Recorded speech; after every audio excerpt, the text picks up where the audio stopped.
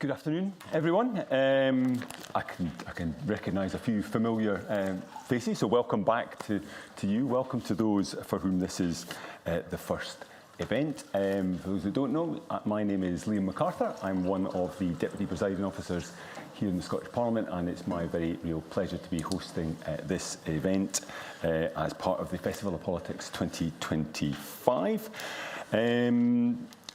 As ever, we're going to open up to wider discussion with audience participation, so have your questions ready. I'm delighted that we are joined today for this panel on Gen Z and politics in partnership with the John Smith Centre, and later I'll be inviting you to, as I say, get involved in the question. If you're keen to provide a running commentary on social media, you can do so using the @VisitScottParl on X or on Instagram @ScottParl.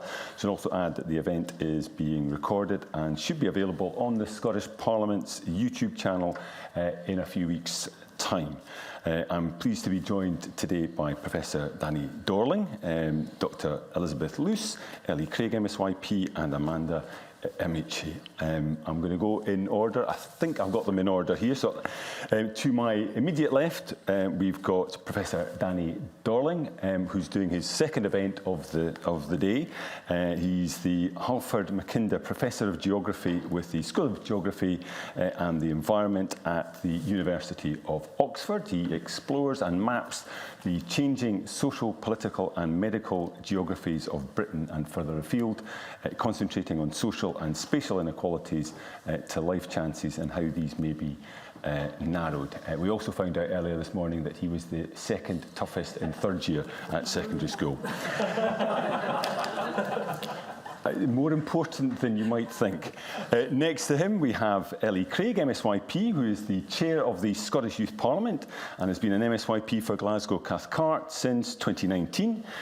She runs a campaign called Grieving and Growing to raise awareness of the effects loss can have on young people. In her role as an SYP board member, Ellie sits on the Scottish Government's Gender Equality in Education Task Force and represents the organisation on the board of Young Scot. Next to her, we've got Dr. Elizabeth Luce, who is the Research and Engagement Manager for the John Smith Centre, where she works towards empowering young people to engage in and enter UK politics, as well as monitoring trust in politics and politicians. And recently, Elizabeth has led work for the Centre's UK Youth Poll 2025, about which I'm sure we'll hear a little bit more in due course. And finally, we have Amanda MHA, who is a British-Nigerian activist, campaigner and writer specialising in gender equality, anti-racism and youth political participation. She graduated in law from the University College London, where her dissertation investigated the impact of voter ID requirements on youth electoral engagement in the 2024 UK general election. Amanda serves on the First Minister's National Advisory Council on Women and Girls and is a trustee for the Young Women's Movement. I'd ask you please to put your hands together again for our panellists.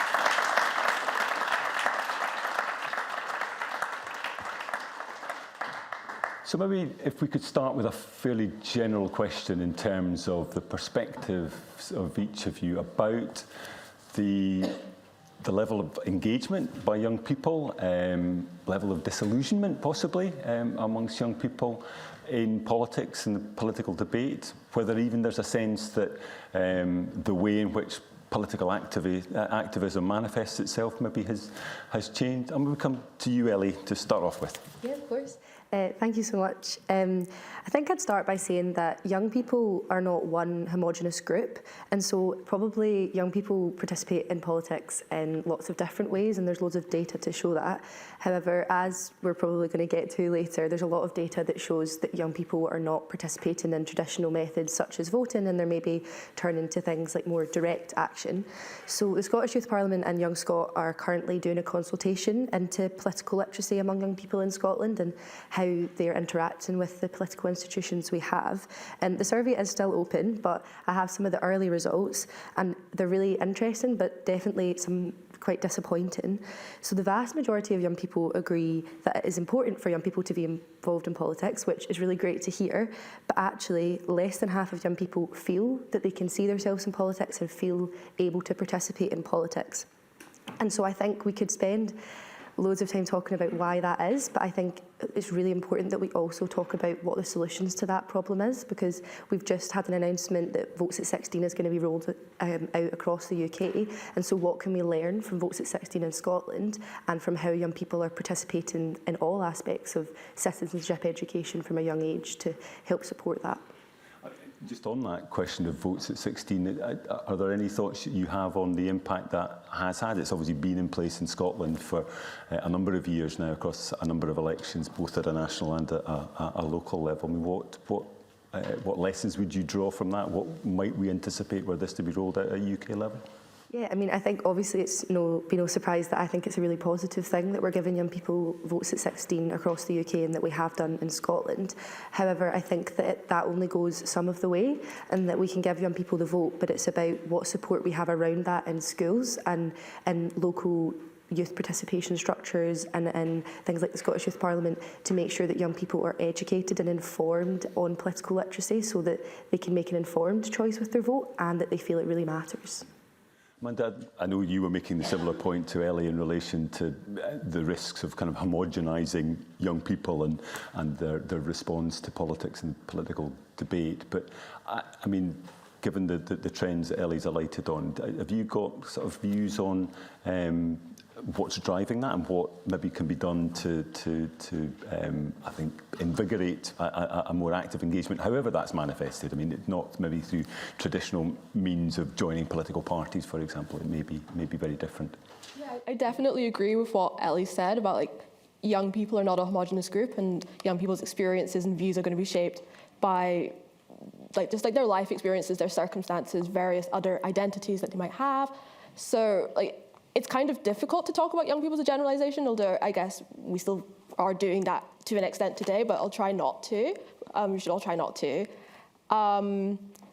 Yes, it's true that young people aren't turning out in elections to the same extent as older age groups. So as you said earlier, I did my dissertation on the impact of voter ID on young people's engagement, and through my research, it shows that in the 2024 general election that in general, it was quite bad as well, to be fair. About half of the electorate voted, but then for 18 to 24-year-olds, this drops to 37%. But then there's also research from UK Parliament, UK government that shows that young people are engaging in basically all other forms of politics, beyond electorally, in much higher rates than older age generations. So it's not a case of some people in the media, they might try to spin it as it's youth political apathy, they don't care.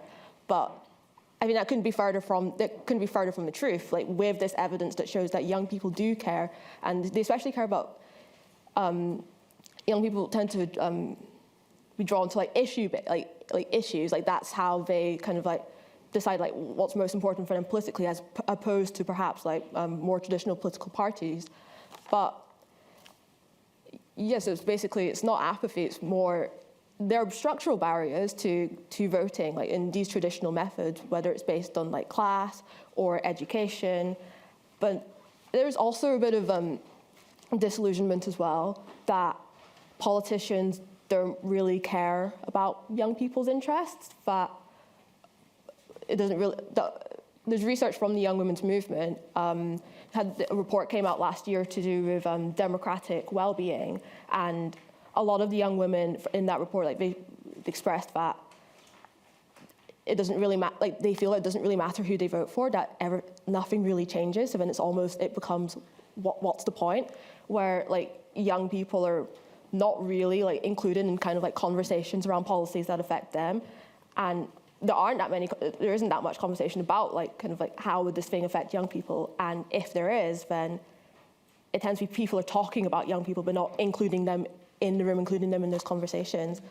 How do we break out of that? Because I think what you say there strikes a chord. I'm very conscious that I think all political parties to a greater or lesser extent are accused of drafting manifestos, developing electoral platforms. that are more predicated on the interests of those at the older end of the age spectrum, in large part because they know for certain that they are likely to vote in much higher numbers than those at the younger end of the age spectrum, and therefore, as I say, policy tends to then be targeted at those who express their views through voting. So I mean, that disengagement and the feeling that the conversation's happening about you but not with you is then becoming self-perpetuating, because actually, as I say, political parties will fail to adapt until that situation changes. So how can we break through that? You're exactly right. It is a cycle, and I think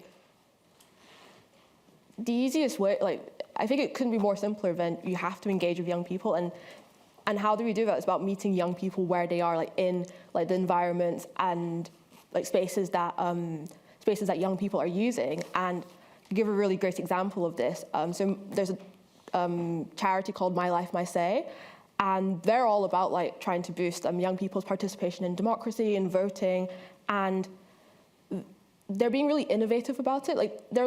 Their charity is led by young people, so young people are at the forefront of all of their decision making, and it's supposed to be for young people. So, for example, with the general election last year in the run-up, My Life, My Say did a campaign called Give an X. So as it ties back to what I was saying before, young people care about it's different issues. So it's kind of encouraging people, what do you give an X about? And trying to show that link between, this is an issue that you care about, and this is how it's directly related to politics. This is how it is politics. And it was a really innovative social media campaign using influencers, using big brands to really capture the attention of young people, kind of using these communication methods that young people are typically gravitating towards. And the results were pretty clear. I mean, they managed to get, actually now I probably should have had an exact number, I don't want to get it wrong for them, but almost 500,000 people, young people, they managed to get click-throughs to the government website to register to vote. And so it shows that when you listen to young people and you create campaigns and strategies that are focused around them, then you can really get that engagement. And also through lived experience panels, or just politicians going directly to young people asking what do you think about this thing? And we shouldn't underestimate that young people are the experts in their own lives, and everybody has unique life experiences that perhaps, even though everybody's young once, but being young today in the 21st century in 2025 is different to how it might have been 10, 20, 30 years ago. And as part of on the National Advisory Council, we work in scrutinising and holding the government to account for their gender equality policies based on the recommendations that we as a council made. But we recognised that it can't just be us who have this relative proximity to privilege because of the positions that we hold in order to be on the council. So we also have a lived experience panel called the Empowering Women panel, and they're we're working in equal partnership with them, and they're also deciding how we go about our accountability process. And one thing that they've really said to us and to the government is that yes, it's great to have us in the room as this lived experience panel, you're listening to our experiences, but it must just be more than just listening to experience and being oh, that's really powerful, and then not doing anything about it, or not realizing that these kind of experiences are not just individual experiences, perhaps let me fix this for you, but it's part of a bigger kind of a bigger policy systemic problems.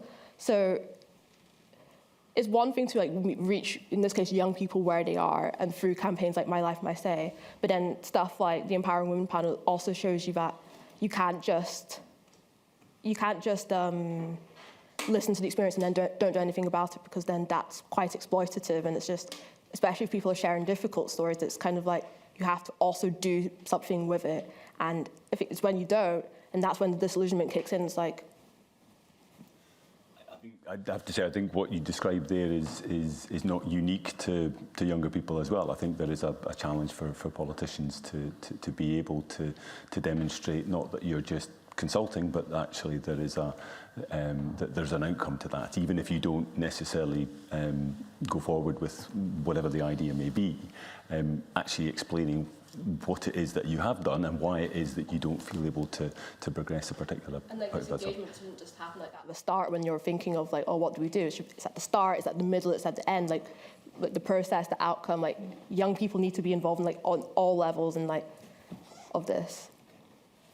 Elizabeth, I mentioned the UK poll that the Centre ran, and one of the findings of that was that there was strong support for democracy, which should surprise nobody amongst young people, but a real sense of democracy being under threat and in danger. I mean, are you able to maybe speak a little around the detail as to why that concern is there, whether or not there was anything from the poll that would suggest a way of sort of addressing those concerns and maybe buttressing that democracy?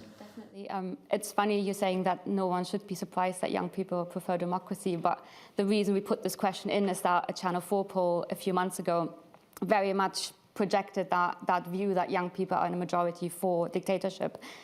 So that's kind of how that question came about. So just for a bit of background, the youth poll is the UK youth poll is the first time we've run it this year, but we're going to do it every year, and we polled 2,300 young people across the UK on various questions with a focus on politics and democracy. So the question you're alluding to there is we asked people how much they agree with the statement, whether you prefer dictatorship over democracy. Now, 58% of respondents said they prefer democracy, 27% said they prefer dictatorship, and 15% said they don't know. So the don't know number is quite high, and that's something to talk about. And, you know, they're young people, maybe they're not quite sure what that means, what a dictatorship is, maybe they just don't care. It really depends, right? But the don't know is quite high, and that's it's important to keep that in mind. So the Channel 4 poll said, I think it was 52%, say we prefer a strong leader who doesn't have to bother with elections and or parliament. And actually King's College, they run the same study very specifically later on and said actually it's only 6% when you really, because often in a survey you have, you know, you start reading the statement, I prefer a strong leader, and you maybe forget to read the last bit about that doesn't have to bother with elections, which is obviously the crucial bit, right? So people are like, oh yeah, I want a strong leader, great. And actually Channel 4, the same poll, the same page on the document says 3/4 of those respondents said they think democracy is a great system to govern the UK. Well, that was not mentioned anywhere, right? So I guess there's a whole lesson here around statistics. What I would say as well, what I would add is when we look at the World Values Survey, so that's a survey that's been running for decades across multiple countries, and one of the questions that's always asked is exactly the one that Channel 4 asks, I prefer a strong leader that doesn't have to bother with elections.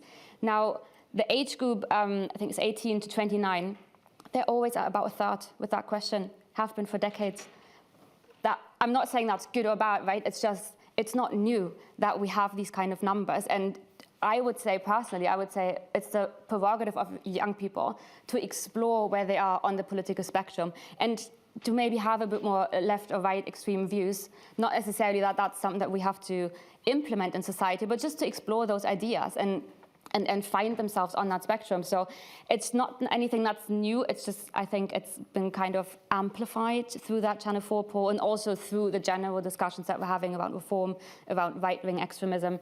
So I think that's something that we should say. And again, coming back to that argument that young people aren't homogenous, the majority say they are for democracy, so we shouldn't catastrophize like all of Gen Z wants dictatorship. And those were the headlines in March, right? That's what we saw, like Gen Z wants dictatorship. So and just to the second part of your question around why might that be? So about, I think it was about 2/3 who said they think, yeah, democracy is in trouble. 72% think that politics is too divided. So there's maybe something hinting at some reasons there. 50% think that young people aren't taken seriously. So we've just talked about that. And again, I very much agree. It's not just listening to young people and then out of sight, out of mind, but actually following through on that, taking them seriously. It doesn't mean you have to do everything young people want, but having an honest eye-to-eye conversation about what's happening. What was the other one? Oh, another stat I thought was interesting was that 61% would consider voting for an independent candidate. So it's voting, it's a formal process, but within that, kind of a move away from very traditional parties and very much considering who else is there. Is there maybe someone on the fringes that is not part of an official party? Yeah, maybe. Or maybe one thing I should add, we've actually I've just received the data this morning, so it's very, very fresh, but we've run some polling specifically with 16 and 17-year-olds, and one of the questions was, democracy has its problems, but it's the best form of government, compared to dictatorship, one-party rule, etc. And 68% agreed very much with that of 16 and 17-year-olds. Only 11% disagreed. Again, a big don't know number, but only 11% disagreed with that. So I think, again, that whole kind of narrative around young people want dictatorship, we have to be really careful about that and not catastrophize. Yeah. That's very helpful. I mean, that touches on something, Danny, you were alluding to in the Q&A this morning about younger people exploring their views. It's what Elizabeth's just touching on there as well, and that it may take some time to settle, and over a period, those views may take a very different form. But you were also talking about being able to look at certain socioeconomic demographics and plot out with a fairly high degree of accuracy what those life chances and views and perceptions may be. So, I mean, does that kind of layer over sort of voting, engagement in politics, the propensity to vote, etc.? Is that all borne out by those same determinants? It's interesting. I've kind of made a career out of generalising, which is what you shouldn't do. But if you do statistical models with a set of data and it says women are more likely to do this is the effect of age, and of course, what we call in statistical models error, which is actual individual agency, it is a big thing. But you can generalise a lot about people's behaviour. A classic one would be for the younger people in the room to think, we're not going to ask you, but do you intend to have children? If you have children, will it be a single child, ideally in your head, or might it be two? Now, the fact I even put it like that shows how much your behaviour about one of the most fundamental things about being a human being is affected by your cohort. Because for your parents and your grandparents and everybody in history before you, you wouldn't be talking about 0, 1 or 2. That's tiny. We think we make these decisions throughout our own lives, but it's the context in which we are. I was thinking about age 16. I've always been in favour of bringing it down to 16 for a really weird statistical reason. And I get annoyed. My youngest child is 19, and he was telling me recently why 16-year-olds shouldn't be getting a vote because they're so immature. And I bit my tongue, and I've now said it publicly. There's a strange thing about voting in this country, well, not in every country, but there's a kind of 5% advantage to the political right because we have such a big age gap in terms of life expectancy by social class. So better off people tend to live 7, 8 or 9 years longer. That's an extra election in their lifetime. If you were, in a hypothetical world, only allowed to vote 10 times in your life in general elections, it'll be more fair. If you'd voted in the referendum in the 1970s whether to join the European community, then you wouldn't be allowed to vote whether to leave it because you've already had one vote. It'll be more fair. Now, obviously we're not going to instigate these things, but extending the votes to 16 and 17-year-olds at least irons out slightly the unfairness that the better off you are and the longer you live, the more you get to vote, despite the fact, even before you begin to worry about the generalisation that richer people go and vote more often. We used to worry in the past when it rained on election night because the well-off had cars and would drive to the polling booth and the others wouldn't. But, so you'll know these sort of stereotypes about the wealthy voting and so on the old voting. I do say it's really interesting, of course, how you ask a question. You know, if you ask the question, do you want dictatorship or do you want democracy? It's one way of putting it. If you were to say, do you want a system in which you might get a vote, but it hardly ever matters, and whoever you vote for, you're going to get the same thing? Say, the most expensive student fees in the world, no matter which party you vote for. Or would you like a caring government that knows it's going to be there all the time and will make the trains run really fast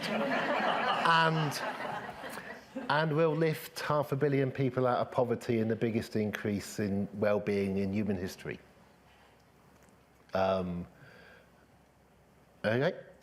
And will produce amazing public toilets and doesn't try to go to war with anybody else and produces most of the goods that we buy and all the toys you've ever had because it says made on China on the bottom.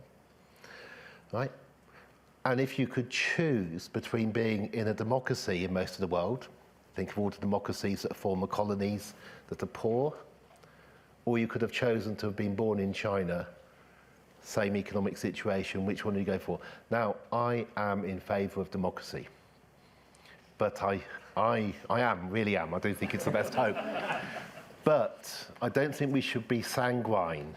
And I think the way we try to sell it as, you know, democracy has produced as the current United States, a particular kind of democracy, but it is not, you know, folk from the US I've met here tell me how sad they feel about what's going on there. I just think we need to be careful and to partly understand. And the last thing I'll say about wording, or I wonder, is when you're presented with, would you like a strong leader who doesn't have to worry about elections?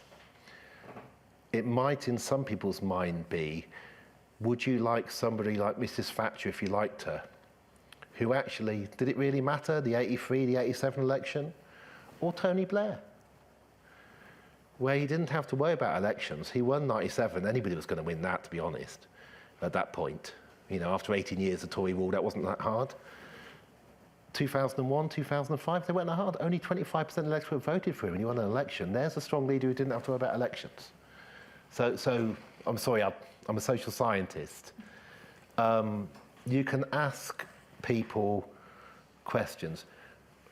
I think what we really need to know is, now that we've had, for the first time ever, several decades of democracy and extended the franchise to age 18 and so on, where is the apathy, and which part of the apathy might be justified over, do you really want a democracy where your political parties are actually owned by the same people, or is a real democracy better? And the cynical argument that's always given about democracies is Switzerland, where unfortunate young people are forced to go and vote endlessly in Switzerland to control the bigotry of the old in numerous referenda. That's one way it's put. You know, very democratic state. Switzerland has lots and lots of referendum. The old have got time, and they will go and vote to be nasty to immigrants. And so if you're young, you're constantly, you know, do you want that kind of a democracy? I haven't got an answer to it. I just think it's more nuanced, and democracy is the best thing, and we just need to encourage young people to be part of it, and it'll be great. And I've got to say, we actually need democracy in the UK. You know, we have an unelected chamber. It's appalling that we still have that. We have bishops. In the 17 great achievements of this current government, one of the 17 that they list, I'm being cynical, was more female bishops in the House of Lords, right? Okay, a slight increase in gender equality, right? But you could see the cynicism of more unelected clerics of a particular religion in our legislature, you know, and you want me to tick, you know, that's a form of dictatorship. That is a form of dictatorship when we have bishops in our legislature. In the interests of keeping Danny's family together, his son, as well as having those views on voting at 16, did actually proofread his last book. So I think that kind of nets it off to some extent. I mean, that issue of voter turnout, I mean, it's clearly not unique as a challenge to any part of the population. I mean, I said earlier that older voters have a higher propensity to vote, but actually turnout in elections has been on an inexorable decline for local elections. I mean, they're almost a kind of rounding error in some occasions. I think it was mentioned earlier, I think it was Amanda was talking about making that process easier, and there's been quite a bit of a debate about digital voting and whether that might be a way both of engaging younger voters, but actually making it easier for all voters. Is there a strong view on the panel, one way or t'other, on digital voting? Elizabeth? I mean, I think in terms of getting more young people engaged, I think definitely digital voting would be something that would be helpful, because we are seeing the first generation who's fully grown up with social media, fully grown up with internet access.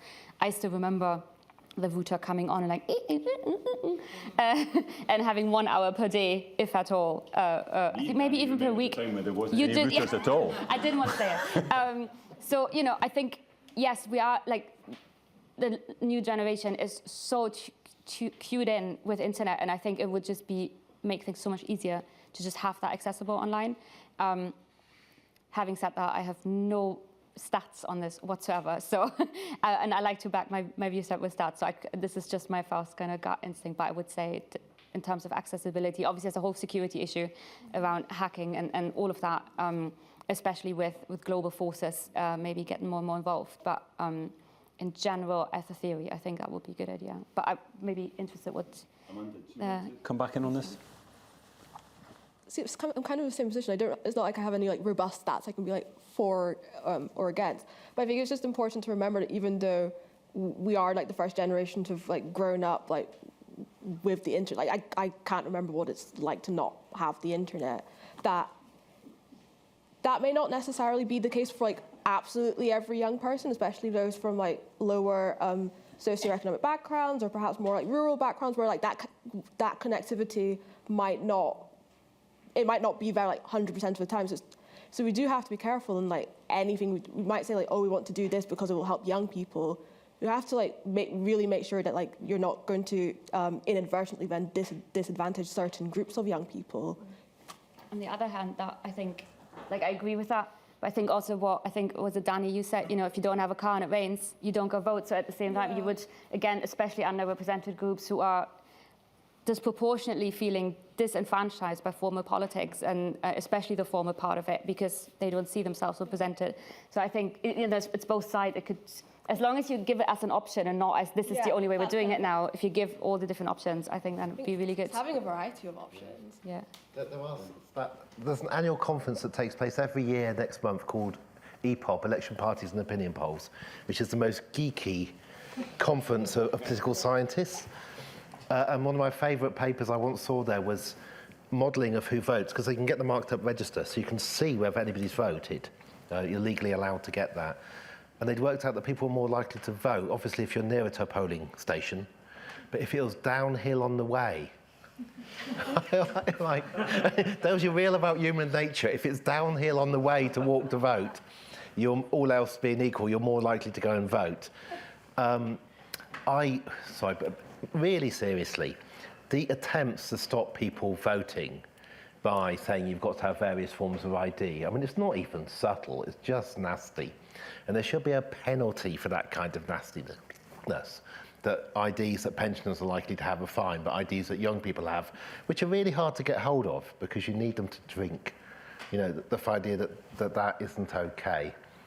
And when you're saying earlier about a campaign to get 500,000 people to register to vote, we should just register them, and we did do in some cases. So universities, remember, over 50% of people go to university now. Almost 66% have gone by age 30. Universities used to have an obligation to register their students who turned up at halls as voters. You know, and okay, it was probably a political party that wanted the young to be voting. But we're really amazingly good at ID in general now because of credit cards and so on. You know, they know who you are. So we should just be registering the population. But we're not, because of the bias often of the parties who think they're going to get the older votes. And if you want encouragement to vote, do that. One of the arguments about voting at 16 is this: people who ever vote are much more likely to vote again. You know, once you've done it once, you're more likely to do it. But we should be far more annoyed about the attempts that have been made to make it hard for young people to vote. You know, because that is not democracy, is it? You know, so you're not making this country is not a democracy apart from our unelected overlords, you know, and apart from our undemocratic voting system in the UK. But also, if you have a government that's actually trying to get some of the people who are supposed to have a vote not to vote, and you could extend this. You know, all those adults living in Britain who have no right to vote because of some origin where they're not full citizens. You know, that was quite high at certain times. You could vote locally, but not in a national election. Unless you're from Ireland, in which case you can do whatever you want, which is lovely because we never really accepted Ireland left. So we don't talk about this, but and it's great. I'm not complaining. But there's a whole bizarre set of stuff about, you know, everybody who lives here, in my view, everybody who lives here, I don't care if they've just turned up in a dinghy over 16, should get a vote because that's democracy and you can feel part of something bigger and it can make you proud. We make people go through the most bizarre citizenship test that most of us would fail if you had to try and do it, right? It's quite hard to do if they want to become a citizen, and a ceremony and so on. You know, I like democracy, but real democracy is that everybody gets a vote. You try to get everybody registered, you show you care, and you should get a return, you know, from people for doing that. It sounds a bit utopian, but it's not asking for very much. I think that point about universities registering students, and I can see one reason why it may have gone into abeyance, in that my son's just graduated from Edinburgh, and I think over the 4 years he's been in 3 different constituencies. So it's perhaps a little bit more problematic in terms of patterns of housing, but there are other ways of automatically registering that would be very straightforward, one would imagine. Ellie, have you got any thoughts on those points, but also on just ways of making voting easier? I mean, however you engage young people or voters generally. Yeah, I was going to say that I think the example of digital voting is an example of a way in which we're trying to modernise politics to try and attract young people, and I actually think that the best way to do that, as Amanda's alluded to, is to involve young people in designing that process. I mean, if you look at the differences even between the Scottish Parliament and the UK Parliament, in the UK Parliament they don't have digital voting, they still have to divide the lobbies and vote that way. And actually there's probably a lot of lessons we can learn from the pandemic and in COVID and how we had to digitise a lot of that stuff. However, I think that we do have to be careful about any move to this, but I do think if we want to know what would help young people vote and engage in politics more, then we need to not just ask them, but involve them in the design of that process as well. I think it's properly understanding the implications of that process. I mean, as you say, a digital parliament project had been underway at Holyrood for years. It then just got supercharged by the pandemic, as it probably did in many businesses and other organisations. But what we've also found is that while having the accessibility that gives you has advantages, actually you often then lose the advantages of being in the coffee room with colleagues or a minister that you can have a quiet word with and all the rest of it. And speaking to MP colleagues, very often that going through the voting lobbies is the point at which they're able to undertake meetings that would take weeks or months to get in the diary otherwise. So having that kind of that physical presence it serves another purpose that's secondary to the activity itself, but is part of the oil of keeping kind of the machinery of parliaments going. Elizabeth, do you want to come back? I just wanted to add, I think the kind of getting young people more to turn out for the ballot box is, I think, just a bigger part again of that political participation in general, because if you don't care generally about what's happening, then why would you go vote, right?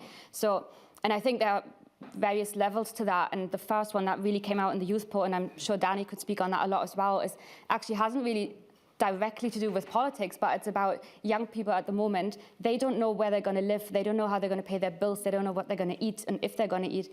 Like bread and butter issues, that was the main thing coming out of the youth poll. Housing, NHS, those are the main worries from young people. So if you're worried every day how you're going to survive, where your job is coming from, if you're going to have a job, then you don't have the energy left to think about the kind of big politics and who am I going to vote for, and take the time to actually inform yourself. We've spoken to some young people during the last by-election in Hamilton. We just went out on the street and talked to some of them.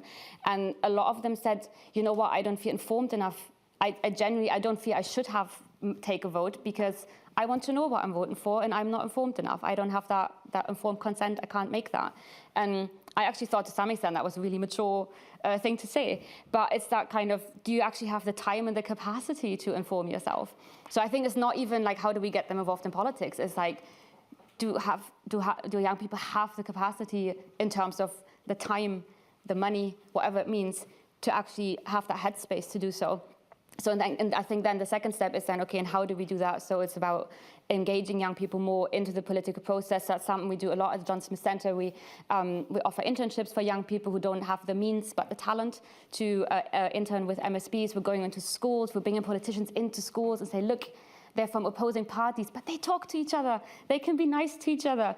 We've actually had one of our interns, he wrote an article for a blog. And he was, one of the bits he's talking about, he's stunned. He's just attended a First Minister's questions, and he comes out and he sees John Swinney and Anna Sarwar having a laugh together. And he's like, what's that?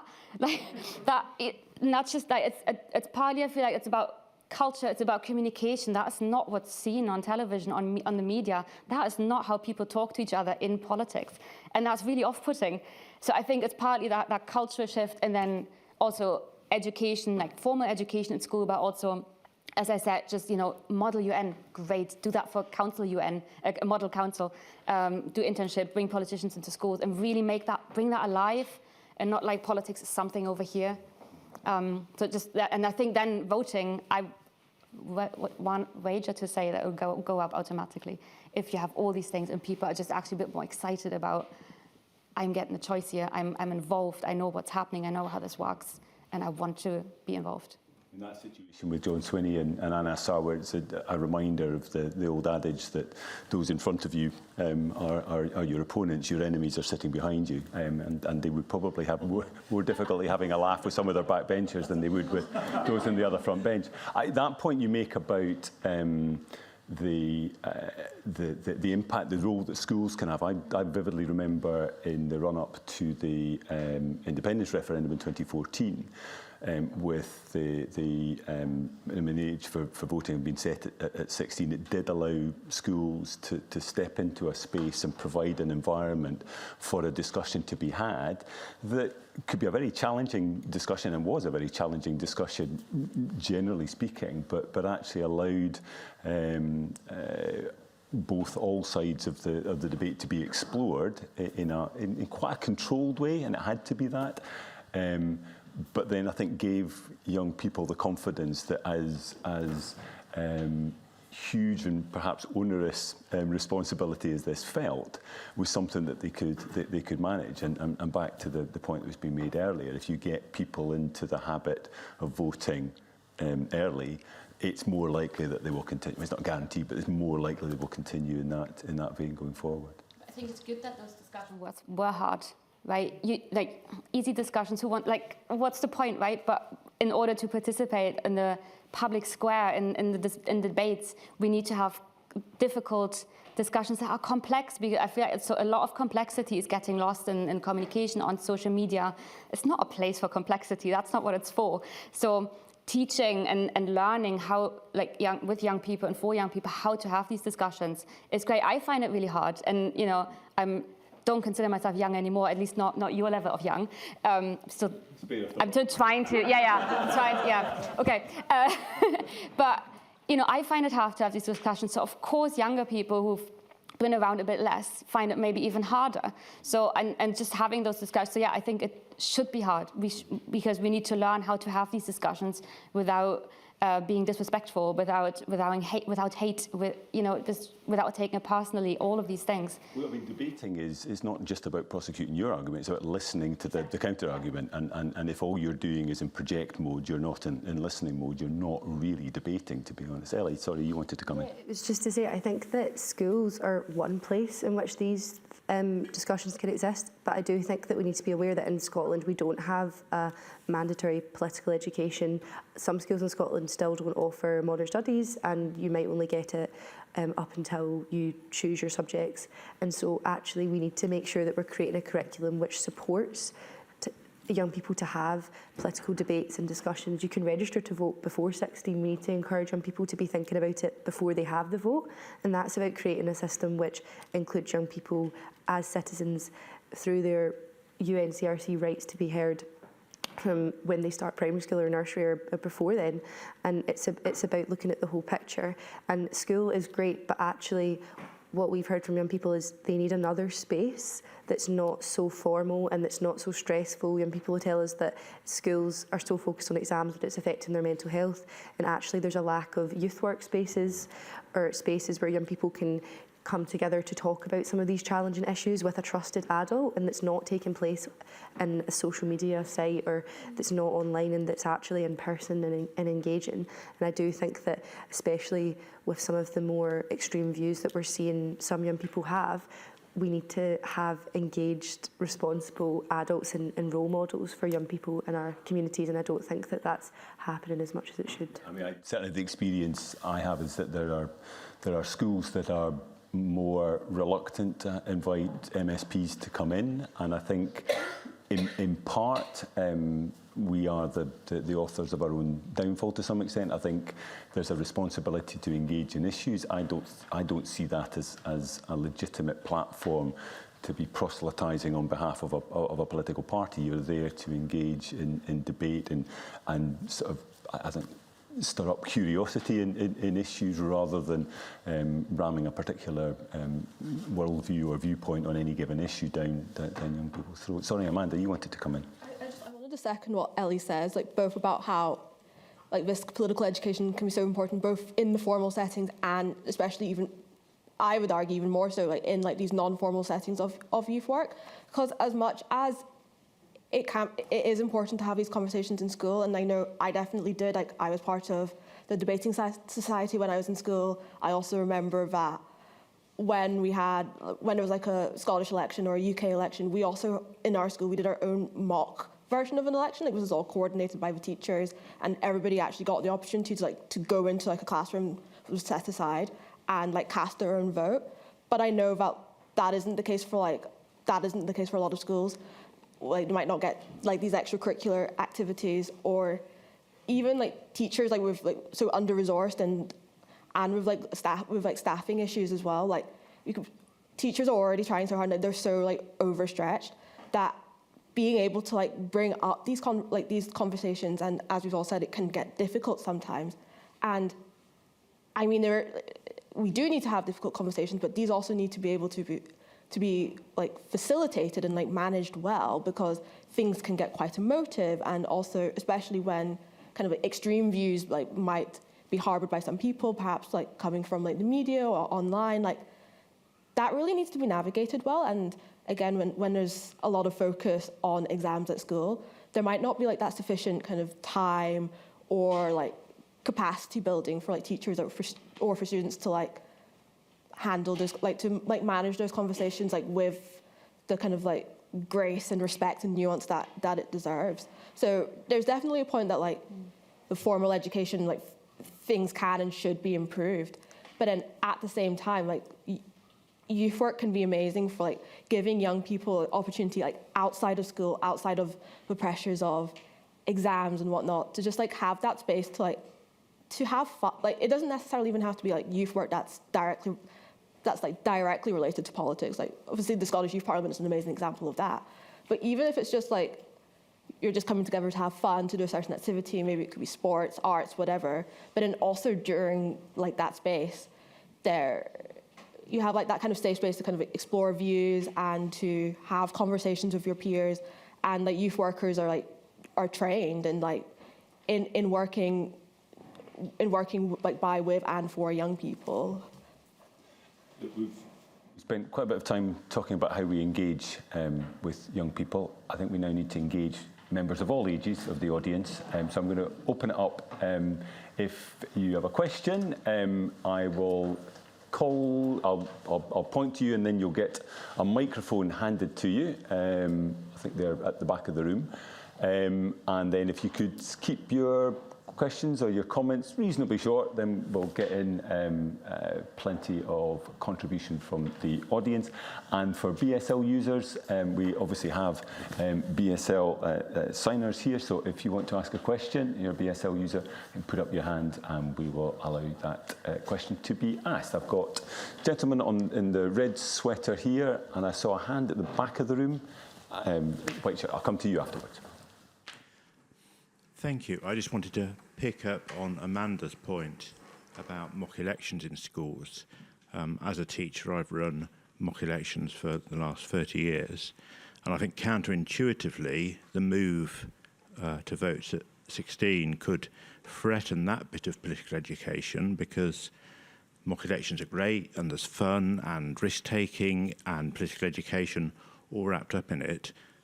But it doesn't really matter because, okay, maybe there's a few 18-year-olds in the school who'll vote, but suddenly when you've got maybe 2 or 3 year groups with a vote, I think there'll be a big push on, you know, it's got to be policed, we've got to cut down on the risk, we've got to be worried about, you know, accusations of bias and legal action, and I think that could close down a lot of good work that's happened there. I mean, just look at how the health and safety and safeguarding agendas have been gold-plated to take risk out of schools. So I think that's counterintuitively, I think that's a bit of a worry. Does anybody want to respond to that? I think like the issue with Amanda. Like safeguarding, I think whether like there was votes at 16 or not, which could encompass like probably 2, maybe even 3 year groups, like whether that existed or not, like that kind of like safeguarding or risk of bias, like I don't see how like that wouldn't be there, like in either situation. And I think even like with votes at 16, with more of these year groups being able to vote, like it makes it even more important that we have things like this. So it's kind of like being able to like try, like how do you vote, like how do you go for it before actually having to do it for real. And then of course we can't forget that there'll be plenty of year groups younger who like are still below 16. So I think it doesn't negate the importance of having kind of like those like political activities in school like that. You want to come in? Yeah, it was just to add on that point, and I think it's not just about having mock elections or having an election and things that isn't actually going to make a change, but it's about giving young people the opportunity to take part in experiences such as a mock election, but it could be a pupil parliament, it could be a class rep system, so that they can develop the skills that they need to be able to make an informed vote. I think if children and young people are getting to the then age of 16 and that's them for the first time having responsibility about something in their life and having that agency, then I think that we're doing something wrong, because I think that it should happen way before then. I've got the person in the white shirt, I think in the back row, or second back row. Yeah, pretty far back. I've just come from the smartphone-free childhood panel, which was fantastic. So I'm curious as to where you see the role of social media in this discussion. And, you know, pessimistically, we are either in the midst of, or at least at risk of, democratic decay. And to sort of, I know, Elizabeth, you love your stats, so I'll throw 2 in there. 55% of global millennials are dissatisfied with democracy. That's from University of Cambridge. And then the second is from the Financial Times, which is that men aged 18 to 29 have become 30 percentage points more conservative than their female contemporaries. And this coincides with the introduction of social media and mobile. So I'm really curious as to whether you see social media as, a weapon of geopolitical polarization and disunity, or instead as a tool of unity and societal cohesion in a way. And on a completely separate note, I'd love to hear Danny's commentary on the shift that we're witnessing towards anti-establishment parties and the stark rise of reform, even amongst young voters. Thanks so much. And indeed the Jeremy Corbyn party, which is similar rise in interest and membership. I think probably the first part of that was directed towards you, Elizabeth. Yeah. More stats for you to grapple with. I do have some stats. We did actually ask young people in the youth poll if they think social media should be banned for under 16-year-olds, and the majority said yes to that. And we ran some focus groups ahead of the poll, and where really that was a big topic, social media. And some of them just said, I've went through this, I don't want my younger sibling to have to grapple with social media, because they, again, the generation has grown up with social media, they have seen what they've seen. And they can kind of get a little bit what it has done to them, for them. But I think both are equally true. It's a tool for anything. It's a tool, so it can be positive, can be negative. But within that focus group, it was very much there was a sense of social media isn't good for really young groups of people under 16s, basically. So that, just in terms of the stats, that's kind of what we're seeing. I think what you said there around, is it a tool for cohesion and community, or is it a tool for, what was it, the global polarization, I think you phrased it. Yeah, it's both. I think, polarization means you have two camps, so those two camps will be very cohesion and collective, and will feel like they're part of a bigger community. It's obviously like very simplifying it very much. I do have my personal views. They're not necessarily the John Smith Centre views, but I do what I've said earlier around, you can't have complex conversations on social media. And I do think that's a huge part of where we are right now, and how we have discussions and how we have political discussions. Now, it's really hard to monitor that. And I'm not saying that's just young people, right? That's across the board. Like the way we talk about social media, that's not young people specific. So I'm not quite sure how to get the genie back in the bottle, but I guess if I had the perfect idea, we maybe wouldn't discussing it. I would like to add a little bit around what you said around that, what was it, 30% of young men have gone more conservative? Was that your stats? 30 percentage points, so it's the shift between men and women. Yeah. So we found something similar. So we've asked young people to place themselves on the left-right spectrum, basically. And women were more likely to put themselves on the left with 20%. I think it was 13% of men on the left. And it was kind of almost the opposite on the right. But what I would like to point out, and again, it comes back to that kind of catastrophizing, the majority of both genders put themselves in the center. And I think that's really important to keep in mind. Yes, we do have this narrative around young men turning more to the right. And I'm not saying that's wrong. Like, it is the narrative, there are lots of statistics that show us this. But we always need to keep in mind it's not everybody. And it's we still see most of young people very much putting themselves in the center. And that's just something to keep in mind. A lot of the question around democracy and dictatorship, because young men put themselves a little bit more on the right, they're also more likely to be in favor of dictatorship. Like, we saw a lot of those effects in the data, but at the end of the day, most of them were in the center. And actually, the news data that we have, that I mentioned earlier, around 16, 17-year-olds, and that question I mentioned around democracy is the best system that we have, young men were more likely to agree to that than young women, which actually really surprised me. But also in the youth poll, because especially 16 and 17-year-olds seem to be more in favor of democracy than slightly older, younger people. So that's just something I don't have an explanation for that. Maybe because they're still at home, they're still at school, maybe those outside influences haven't quite yet grabbed them fully. I mean, Danny, you said earlier in your talk that your parents influence so much of who you are and what you think. So maybe because they are predominantly still at home, that is still an influence. It's not just a discussion about banning under 16-year-olds from social media. I mean, I've long taken the view that blokes my age and older should be nowhere near TikTok, and that view has only been reinforced by the success that Nigel Farage seems to be getting out of using that medium. But as Elizabeth says, Danny, it came up in the discussion with you earlier on today, and I think you were questioning to some extent not so much the figures, but the narrative around the figures in terms of that gender divide amongst young people. There's been an enormous attention to it. John Byrne Murdoch did work early on this. I'm going to embarrass myself. I got told off at there's a great danger when you're my age of saying politically incorrect jokes. So I'll tell you it's not a joke, but I was doing a talk at Cheltenham Ladies College, which is an elite girls' school. I tend to get invited to elite private schools. I go, and usually for a lefty. And I was saying one really interesting thing about this, looking at the voting in Germany, and how many young women are voting for the Lincoln Green in Germany, would be if young men are complaining they're finding it hard to form relationships, the worst thing you can do is to say that you're politically right-wing. You know, you're not.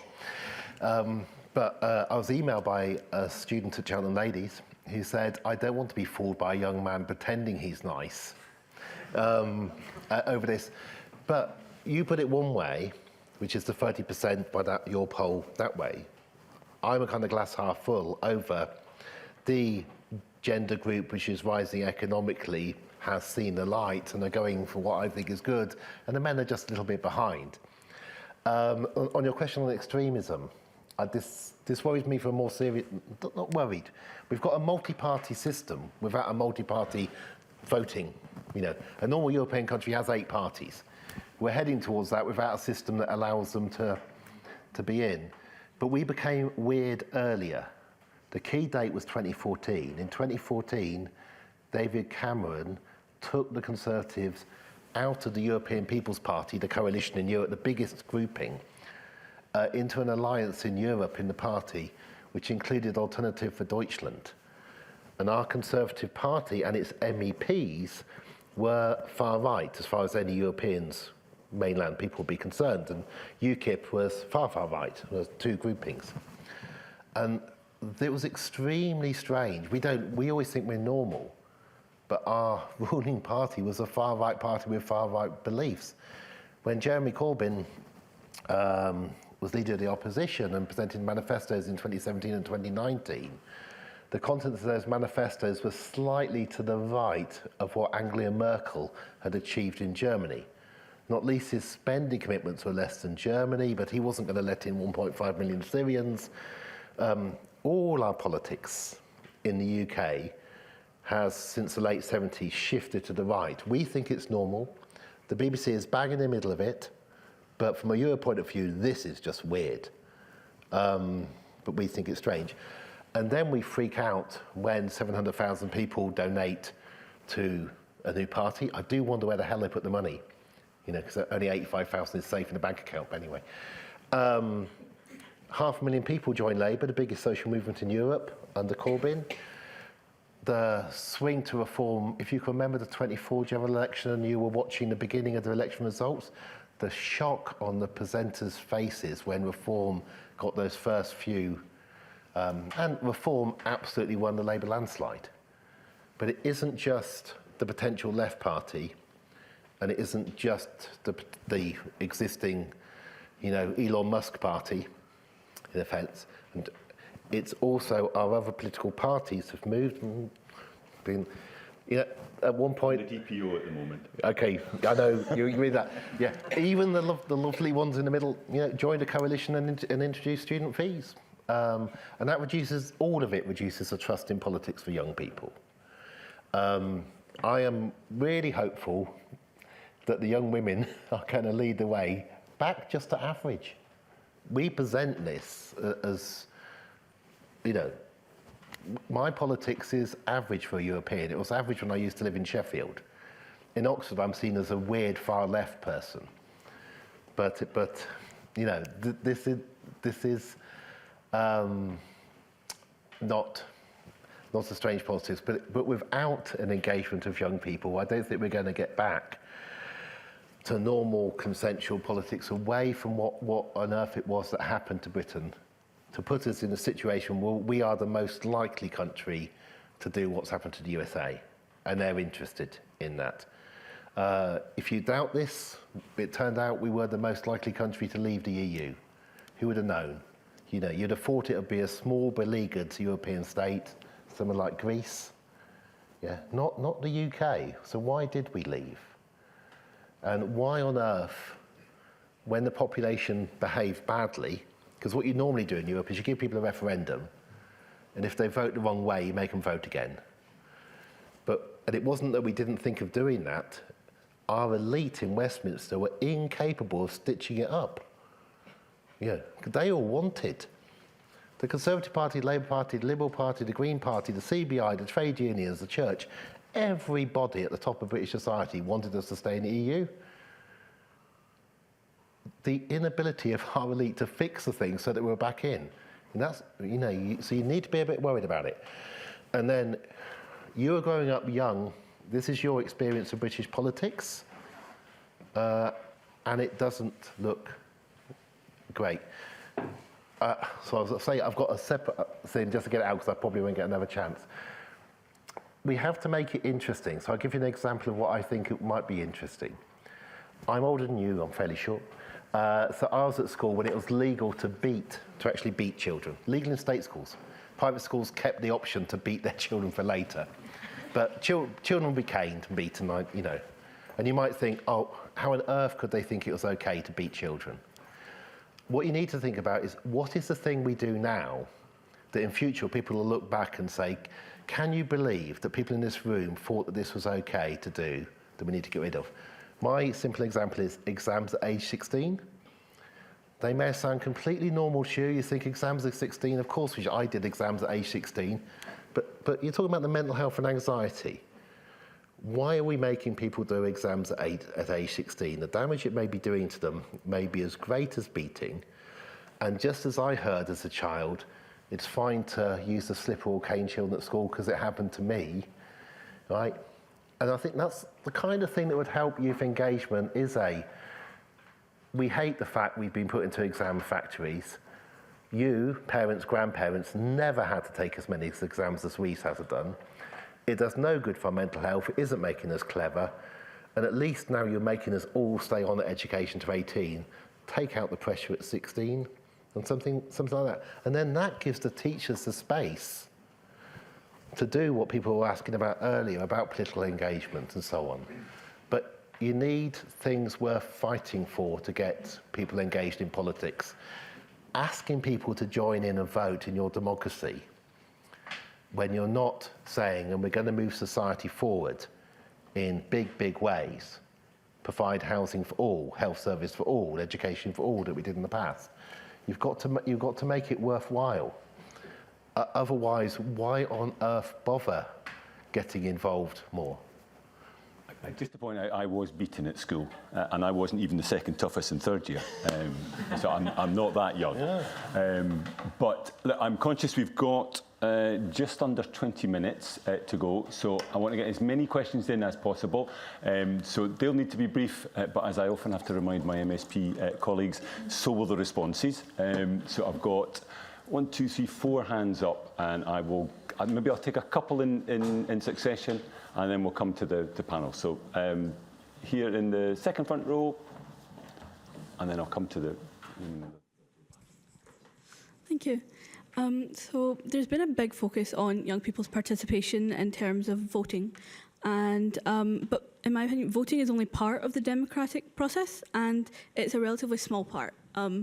Just kind of ticking an X in a box once every few years, but politics is so much more than that. So I guess my question is, what else needs doing to support young people to engage in politics consistently, and not just once every few years when parties want their vote? And I'm going to come to the woman, third row back. Yeah, that's it.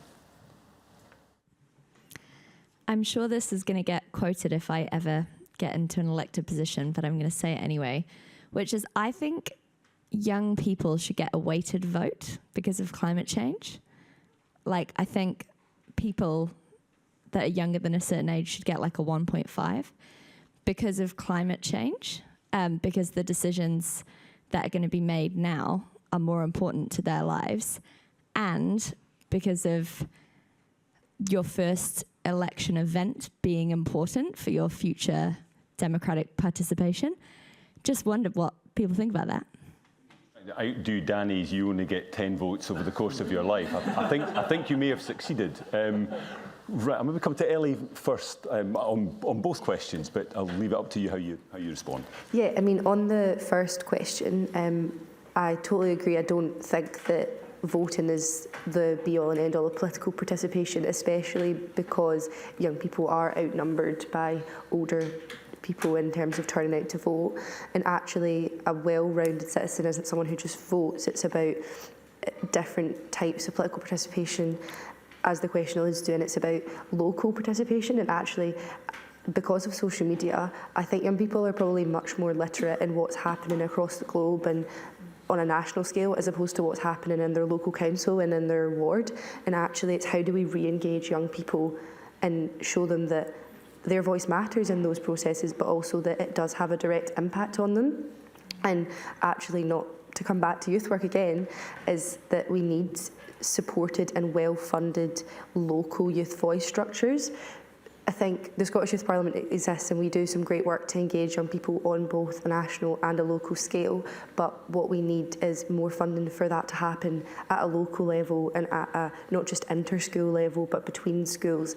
And right now we've done some research and that's a really inconsistent picture across Scotland, and if we want young people to be able to have that space to develop the tools and the skills and the knowledge to participate in petitions or in protests or in the Scottish Parliament participation processes and committee work, then we need to start that as young as possible.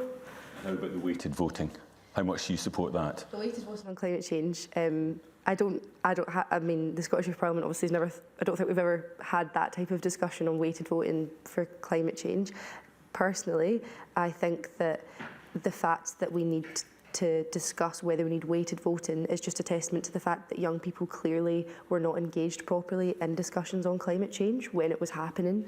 And actually, weighted voting might not be the solution to that, but the solution to that is to involve not just young people, but public engagement generally and how we create legislation and how we implement legislation. Elizabeth. I think I would like to add to that a little bit that I think young people are already quite engaged in political debates, the political space. So like 2 points to that, maybe one I've mentioned that we've talked about in terms of gender that I've mentioned to you earlier, Amanda, is that there are studies that show if you ask someone how interested are you in politics, young men are more likely to say I'm interested, and young women are not, because politics itself is more like a male-dominated space. However, if you ask about specific issues, women are very engaged, young women are very keen. So sometimes it's just the phrasing. And I do think young people are actually really quite engaged in a lot of topics that are going on, even whether it's climate change, whether it's gender and the trans debate, all of these things. I do think young people have a lot of strong opinions on that and are quite engaged. And we've got some data to back that up. So for example, the Community Life Survey runs every year from the government, and they measure all kinds of civic engagement, volunteering, and actually we're looking at formal and informal volunteering. 16 to 24-year-olds are the second highest in terms of engaging in that form of volunteering, just after those 65 years and older, where you could argue that group has a lot of time, so that they are actually more likely anyway to do extra like volunteering and that. And young people might not necessarily have that time, but they're second highest in that group. And equally, the Office for National Statistics, they have asked just generally in 2023 the population if they've engaged in any kind of political activity in the last 12 months. So they've given a few examples, and I think it was 78% who said yes.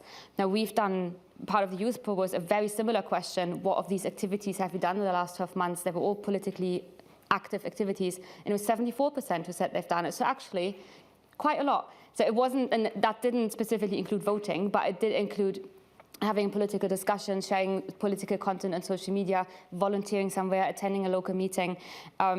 So yes, I think this kind of comes back to what we said at the beginning. Young people aren't necessarily super keen on the formal side of politics, but they are actually quite engaged.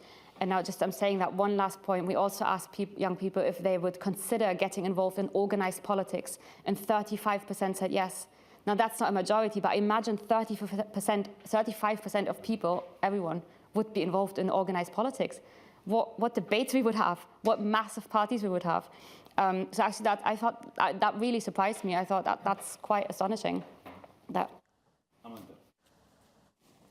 trying to think what to add to like very comprehensive answers that, both Ellies have given, actually. But I think it kind of ties back to what I was saying before about like about like listening to the lived experience and not just like listening but then actually doing something about it. But I think also like for politicians and like the media more generally, I think we need to kind of stop this idea that like young people's experiences or opinions don't matter as much because they're younger, they don't have as much life experience. Like, let's listen to them, but like we're not going to give it as much weight,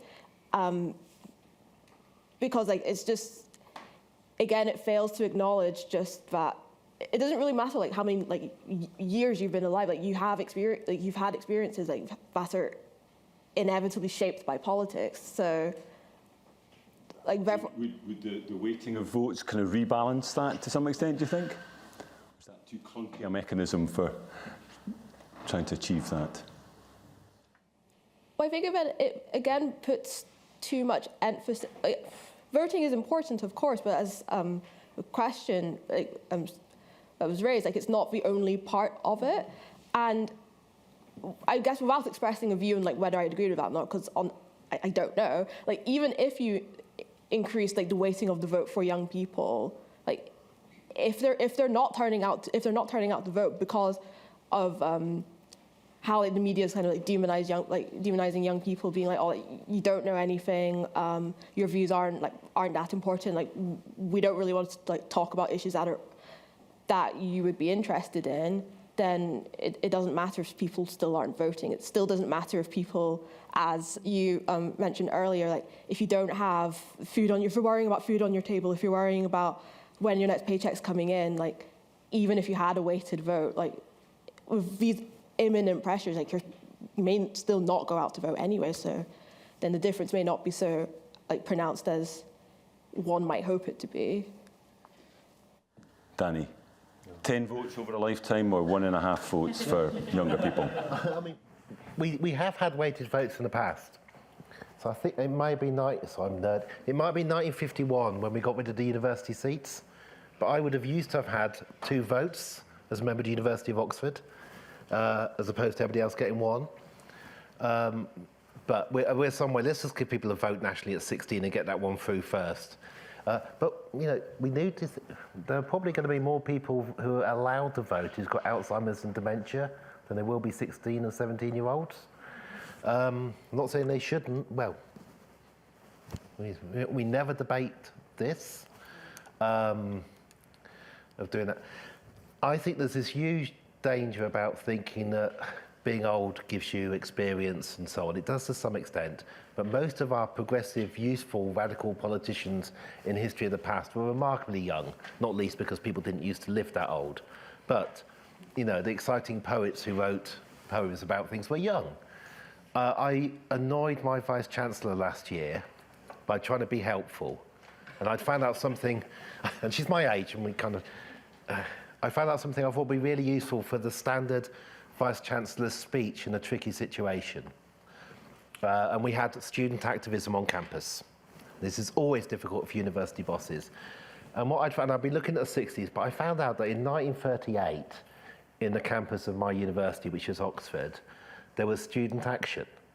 And the 2 key things, which you may know, there was a young radical left-wing student called Dennis Healy, who got into trouble by bringing a copy of a portrait called Guernica to the senior common room of Balliol, Johnson's College, in 1938, to warn of what was about to happen. And he was right, and the Dons were wrong. At this point, we were talking about whether we're going to join with Germany.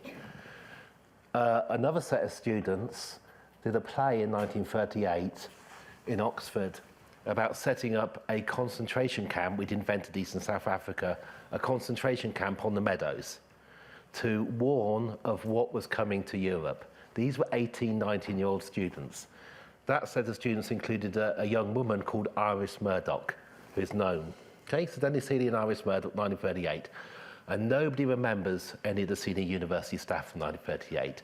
And the students were correct, right? And I gave her this material thinking you're going to have to do a long, rambling speech about freedom of speech and worrying about people's feelings and everything in university and what you normally do. And here's a great anecdote that people haven't heard.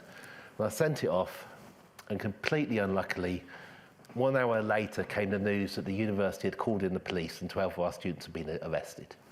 We don't call in the police ever at the University of Oxford. You know, you can have people trashing restaurants and you do not call in the police. It's an unwritten rule.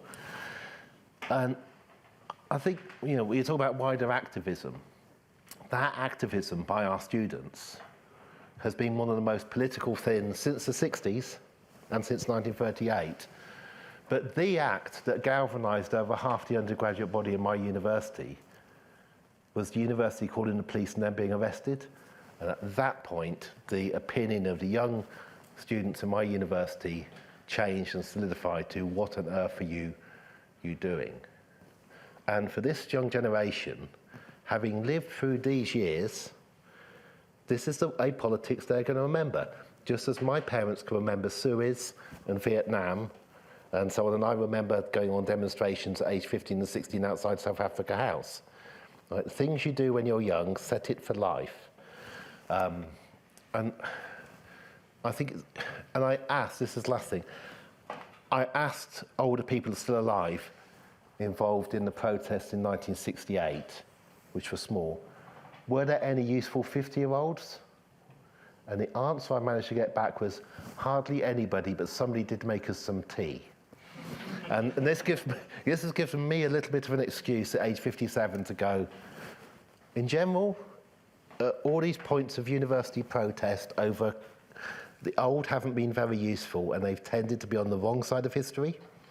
And so I think we just need galvanism, but I don't think people of my age are necessarily that useful voices, having taken up your time. But I don't want to close down debate, particularly given what we're talking about, although I think we're getting an insight into the title of your next book, that They Made Tea, is probably a route to start with. There was a couple of hands, if we could have a couple of quick comments, and then it really will be a quick run along the line here. Gentleman at the front here.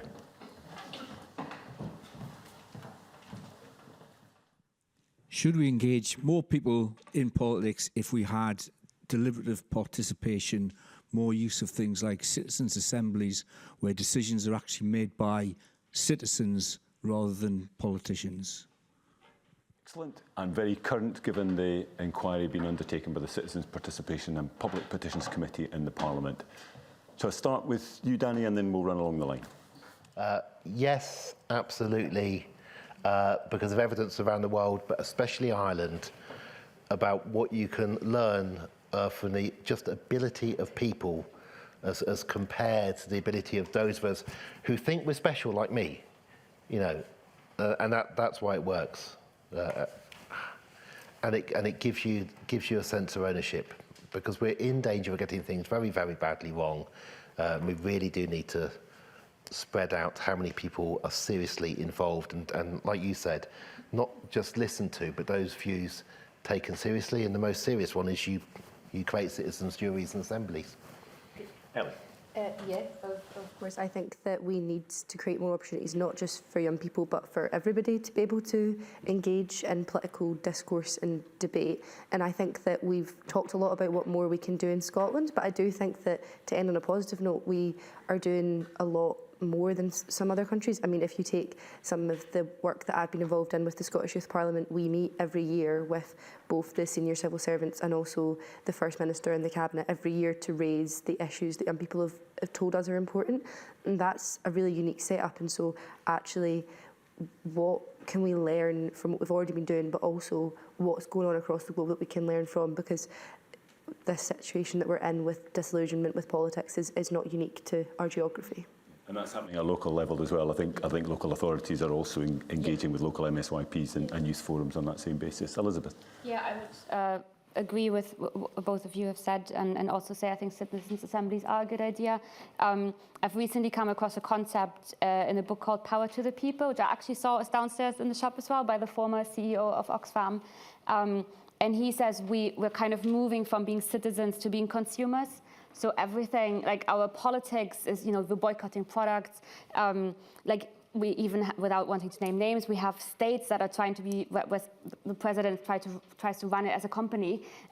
So we're moving more and more into this kind of capitalist, consumerist society. And I think having citizens' assemblies would be maybe a step back to, but also, or predominant, maybe as a priority, I don't know, that's a judgment call, also citizens. And so it wouldn't just be on that issue that you're debating in that when you are part of that assembly specifically, but also a long-term instill that sense again that we are citizens, there's more to life than just consumption. I'm not saying everybody's saying that, but like that kind of sense in society that there are political aspects that maybe are removed from consuming and from consumption. Sorry, I'm rambling. Consumption feels like not the right word. But anyway, I think for that, to kind of move that back a little bit, I think for that, citizens' assemblies would be absolutely amazing. And obviously empower people across society to be more involved and know more, again, more informed. Amanda. Yes, in short as well, I agree with everything that's been said. I think when politics can be seen as something that's so kind of like formal, so kind of far removed, like it's just what happens in Holyrood or Westminster, then people can feel like not just disillusioned, but just really like disempowered. And it's about bringing that politics back to the local level, back to the people who it's supposed to serve. And all of this, it reminds me of like back in April, I went to, my local MP did a consultation. It was to do with like welfare benefits reform. And it was lots of people from like the community, like we gathered in this like town hall, and everybody was just sharing their views. And I thought like that in itself was really powerful. People being able to express like how proposed changes might affect them, their families, their loved ones, and of course, like they have a bit of power, a bit of like proximity to politics in the sense that our MP like took on all of the views, and it was put into like his response to like consultation for Parliament, for the government, like back in Westminster. But it just makes me think, like, imagine if we had these citizens' assemblies where perhaps there could be more of an actual like tangible outcomes directly coming from those voices of everybody, not just like having to rely on like the one representative representing our area, taking it back to the highest levels. Just I think about how much positive change there could be as a result. Could I abuse my position as chair and offer a couple of thoughts? I mean, I think the extent to which it's being debated, I mean, it's not new, it's not novel. It's certainly part and parcel of the political process in other countries. The challenge, I suppose, is how you dovetail it with elected institutions as well, and how it informs the debate that takes place there. They're expensive to run if you're going to do them properly. So you probably want to be quite specific in how and where you use them, and the issues that you kind of ask for people to engage with. Because I think if they're too broad-based, the experience tends to be that it's quite difficult for those participating to feel that they're getting a handle on all aspects of it. But they've definitely demonstrated their value both in some of the more recent work of this Parliament, but I think more particularly in other jurisdictions. So I think going forward they're going to feature more and more prominently here. And I think that point of the richness of the engagement that people feel they have, even if their view isn't the one that's carried forward, they have a sense of having had the opportunity to express that and engage with other people and other ideas. But, a more positive way to finish off, I think. So listen, thank you very much indeed. That's all the time that we have. Thank you for your contributions. And I'd like to thank our panellists, to Danny, to Ellie, to Elizabeth, to Amanda, for this insightful discussion. Our partners, the John Smith Centre, who've made the event possible. I'd like to thank our BSL interpreters, Megan Frickleton, Chloe Elder and Mags Gregg for their assistance. Could I do the usual reminder that there are feedback forms that you can answer through a QR code or in traditional form that myself and Danny will be following up in hard copy. There is also an opportunity for attending a number of events still running in the festival for the rest of today and tomorrow, including a discussion about the climate apocalypse at 4:45 and in conversation with Maria Alakina, activists from Pussy Riot Art Collective, which starts at 5:30. 5:30 this afternoon. Tomorrow, we'll be back discussing issues such as Holyrood in 2026, followed by panels on AI and the economy and climate, misinformation, and finally a discussion on how safe is Europe, to send you away upbeat and positive about everything. But can I ask you, in customary form, to put your hands together again and thank our panel.